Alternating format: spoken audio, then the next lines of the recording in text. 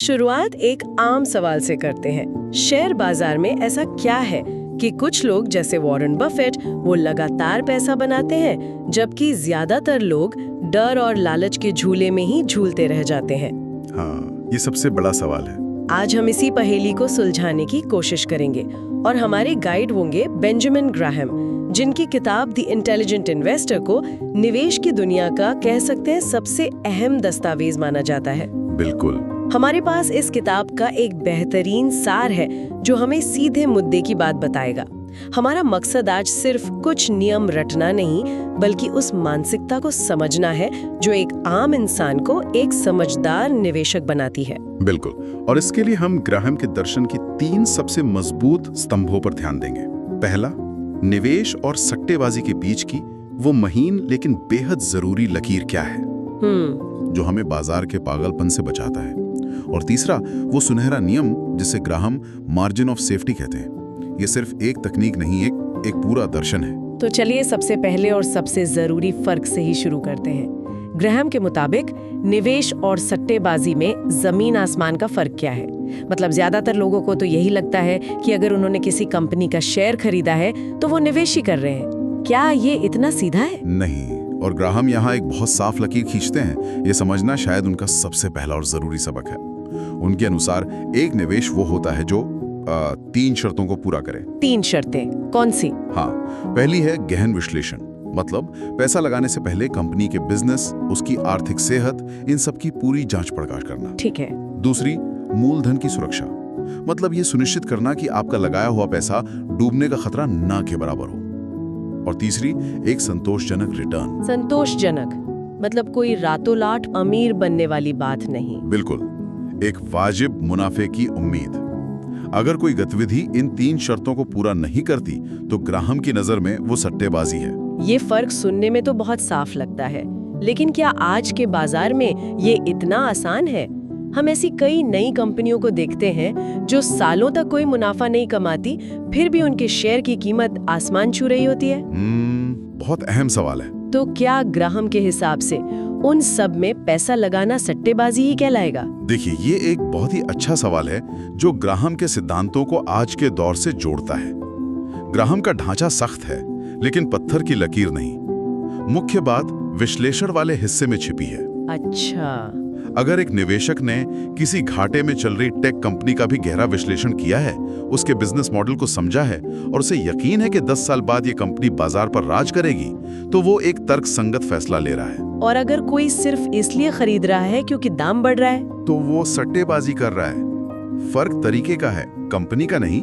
Graham कहते थे कि आप सट्टेबाजी कर सकते हैं, लेकिन उसे निवेश समझने की गलती कभी ना करें और उसके लिए अलग से बहुत छोटी पूंजी रखें। यानी मुद्दा ये नहीं है कि आप क्या खरीद रहे हैं, बल्कि ये है कि आप उसे क्यों खरीद रहे हैं। आपकी वजह विश्लेषण पर आधारित है या सिर्फ उम्मीद पर? ये एक बहुत बड़ा मानसिक बदलाव है। ठीक, यही बात है। और यही मानसिकता हमें ग्राहम के सबसे मजेदार कॉन्सेप्ट मिस्टर मार्केट तक ले जाती है। हाँ, ये मुझे हमेशा बहुत दिलचस्प लगता है। ग्राहम ने बाजार जैसी बेजान चीज को एक इंसान का रूप दे दिया। ये मिस्टर मार्केट कौन है और ये हमारी मदद कैसे करता है? ये ग्राहम की सबसे बड़ी देन है मेरे हिसाब से। उन्होंने बाजार के रोजाना के उतार चढ़ाव को, उसके शोर को, भावनाओं को एक काल्पनिक बिजनेस पार्टनर का रूप दिया, जिसका नाम है मिस्टर मार्केट। एक बिजनेस पार्टनर? हाँ, सोचिए कि आपका एक बिजनेस पार्टनर है जो हर रोज आपके पास आता है। वो आपको बताता है कि आज आपकी कंपनी के शेयर की क्या कीमत है और वो उस कीमत पर आपसे शेयर खरीदने या आपको बेचने के लिए तैयार है। लेकिन इसमें एक पेच है, ये पार्टनर बहुत मूडी है। बहुत ज्यादा। उसका मूड 2 चरम सीमाओं के बीच झूलता रहता है। किसी दिन वो खुशी से पागल होता है, उसे लगता है कि भविष्य में सब कुछ शानदार होने वाला है। उस दिन वो आपको आपकी कंपनी के शेयर की बहुत ऊंची, शायद बेतुकी कीमत ऑफर करता है। और किसी दिन वो भयानक डिप्रेशन में होता है, उसे लगता है कि बस दुनिया खत्म होने वाली है। उस दिन वो घबरा कर बहुत ही कम दाम में अपने शेयर बेचने को तैयार हो जाता है। तो एक समझदार निवेशक को इस मूडी पार्टनर के साथ क्या करना चाहिए? यहाँ एक खतरा भी तो है। क्या पता मिस्टर मार्केट डरा हुआ ना हो, बल्कि उसे कंपनी के बारे में कुछ ऐसा पता हो जो हमें नहीं पता। बेहतरीन सवाल। उसकी राय को पूरी तरह नजरअंदाज करना क्या सही है? और इसका जवाब हमें वापस पहले सिद्धांत पे ले जाता है, आपका अपना विश्लेषण। ग्राहम कहते हैं कि आपको मिस्टर मार्केट को अपना मालिक नहीं बल्कि अपना नौकर समझना चाहिए। नौकर? हाँ, उसका काम आपको कीमत बताना है, बिजनेस की असलियत बताना नहीं। बिजनेस की असलियत आपको अपनी रिसर्च से पता चलेगी। अगर आपकी रिसर्च कहती है कि कंपनी मजबूत है लेकिन मिस्टर मार्केट डर के मारे उसे सस्ते में बेच रहा है, तो ये आपके लिए एक मौका है। अच्छा। और अगर आपकी रिसर्च कहती है कि कंपनी में गड़बड़ है और मिस्टर मार्केट का डर जायज है, तो आप उससे दूर रहेंगे। मतलब मिस्टर मार्केट के मूड का इस्तेमाल करना है, उसके मूड से प्रभावित नहीं होना है, उसकी बताई कीमत को एक ऑफर की तरह देखना है, फैसले की तरह नहीं। बिल्कुल, आपको हर रोज ट्रेड करने की जरूरत नहीं है। आप मिस्टर मार्केट को रोज मना कर सकते हैं। आप तभी एक्शन लेते हैं जब उसकी बताई हुई कीमत आपके फायदे की हो, मतलब जब वो आपके विश्लेषण के हिसाब से कोई गलती कर रहा हो। तो ये जो मिस्टर मार्केट का किरदार है, जो कभी खुशी में ऊंचे दाम देता है और कभी डर में सब कुछ सस्ते में बेचने को तैयार है, वही हमें ग्राहम के सबसे बड़े हथियार तक ले जाता है, क्योंकि मिस्टर मार्केट का डर ही एक बुद्धिमान निवेशक के लिए मार्जिन ऑफ सेफ्टी पैदा करता है। आपने दोनों विचारों को खूबसूरती से जोड़ दिया। मार्जिन ऑफ सेफ्टी या सुरक्षा का मार्जिन, ये ग्राहम के दर्शन का दिल है। इसका सीधा सा मतलब है किसी भी स्टॉक को उसकी असली या आंतरिक वैल्यू से काफी कम कीमत पर खरीदना। एक उदाहरण से समझाएंगे। हाँ, मान लीजिए आपके विश्लेषण के हिसाब से किसी कंपनी के एक शेयर की असली कीमत 100 रुपए है, लेकिन मिस्टर मार्केट के बुरे मूड की वजह से वो शेयर आपको बाजार में सिर्फ 60 रुपए में मिल रहा है। तो ये जो 40 रुपए का अंतर है, हाँ, वही आपका मार्जिन ऑफ सेफ्टी है। तो ये बस एक तरह का कुशन है कि अगर हमारा अनुमान गलत निकला तो हम बच जाएंगे। ये उससे कहीं ज्यादा गहरा है। ये सिर्फ नुकसान से बचने का तरीका नहीं है, ये एक ऐसी व्यवस्था बनाने के बारे में है जहां आपकी गलतियां भी आपको बर्बाद ना कर सकें।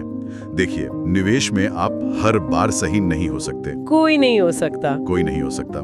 लेकिन मार्जिन ऑफ सेफ्टी ये सुनिश्चित करता है कि आपको हर बार सही होने की जरूरत ही ना पड़े। अगर आपने कोई चीज उसकी असल कीमत से आधे दाम पर खरीदी है, तो आपके पास गलती करने की बहुत गुंजाइश है। लेकिन यहाँ एक मुश्किल सवाल उठता है, ये आंतरिक वैल्यू पता कैसे चलती है? ये 100 रुपए का आंकड़ा कहाँ से आता है? ये कोई जादुई नंबर तो है नहीं? नहीं, ये बिल्कुल जादुई नंबर नहीं है, और यही निवेश का सबसे मुश्किल हिस्सा है। आंतरिक वैल्यू का अनुमान लगाना एक तरह से कला और विज्ञान का मिश्रण है। इसमें कंपनी की संपत्ति, उसकी कमाई करने की क्षमता और भविष्य के कैश फ्लो जैसी कई चीजों का विश्लेषण किया जाता है। मतलब ये बहुत सब्जेक्टिव हो सकता है। हाँ, रैम भी मानते थे कि आप कभी भी एक सटीक नंबर पर नहीं पहुंच सकते। इसीलिए तो मार्जिन ऑफ सेफ्टी इतना जरूरी है। आप एक अनुमान लगाते हैं और फिर उस अनुमान से भी बहुत कम कीमत पर खरीदते हैं, ताकि आपके अनुमान की गलतियों की भरपाई हो सके। इसका मतलब ये हुआ कि निवेश का तरीका भी हर किसी के लिए एक जैसा नहीं हो सकता, क्योंकि हर कोई इतना गहरा विश्लेषण नहीं कर सकता। शायद इसीलिए ग्राहम ने निवेशकों को भी अलग-अलग श्रेणियों में बांटा है। एकदम सही। आत्मज्ञान निवेश का पहला कदम है। उन्होंने मुख्य रूप से 2 तरह के निवेशों की बात की है।